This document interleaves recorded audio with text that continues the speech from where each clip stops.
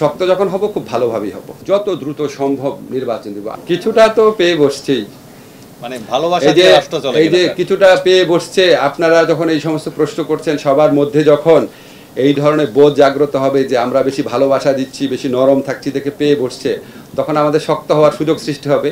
শক্ত যখন হব খুব ভালোভাবেই হব। আমরা মোস্ট এসেনশিয়াল কিছু সংস্কার করে যত দ্রুত সম্ভব নির্বাচন দেব। আমরা খালি জাস্ট এই জিনিসটা চাই না যে আপনার আগের মতো কোনো ভুয়া নির্বাচন হোক, আর এটা চাই না নির্বাচনে বিজয়ী হয়ে কেউ আপনার আবার ভুয়া নির্বাচন করার সুযোগ পাক। এইটা ছাড়া আর কোনো স্বার্থ নাই। আপনি একটা যে বিশ্বাস করেন, এই অন্তর্বর্তীকালীন সরকারে যারা আছেন ওনাদের অধিকাংশই যত তাড়াতাড়ি সম্ভব নিজের পেশায় ফিরে যাওয়ার জন্য আপনার আগ্রহী। নগদের সর্বোচ্চ বার 167 টাকা রিচার্জে পাবেন 1 লাখ টাকা পুরস্কার। আরো আছে প্রতি সপ্তাহে পুরস্কার ও ক্যাশব্যাক। না এই ধরনের কোনো কথাই বলা হয়নি। 4 বছর এটা একদম সম্পূর্ণ আউট অফ দ্য কনটেক্সট। এই ধরনের কোনো কথা বলা হয়নি। এক্সট্রা কনস্টিটিউশন আপনি বললেন কিভাবে? এটা কনস্টিটিউশনের আর্টিকেল 106 এর আন্ডারে অনুমোদন নিয়ে করা হয়েছে। আচ্ছা, আপনি যে অর্ডিন্যান্সের কথা বলছেন, এই ধরনের কোনো অর্ডিন্যান্স চূড়ান্ত হয় নাই।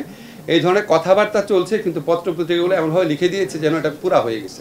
কথাবার্তা চলছে, চিন্তা চলছে, এটা উপদেষ্টা পরিষদের সিদ্ধান্তের উপর ডিপেন্ড করে। বিভিন্ন রকম মতামত রয়েছে। এমনকি আপনি যে মাজদার হোসেনের রায় শুনেছেন না? তো ধরেন উনাদের ইয়েতে অভিমতে লেখা আছে মাজদার হোসেনের রায় কার্যকর করার জন্য পৃথক সচিবালয় দরকার।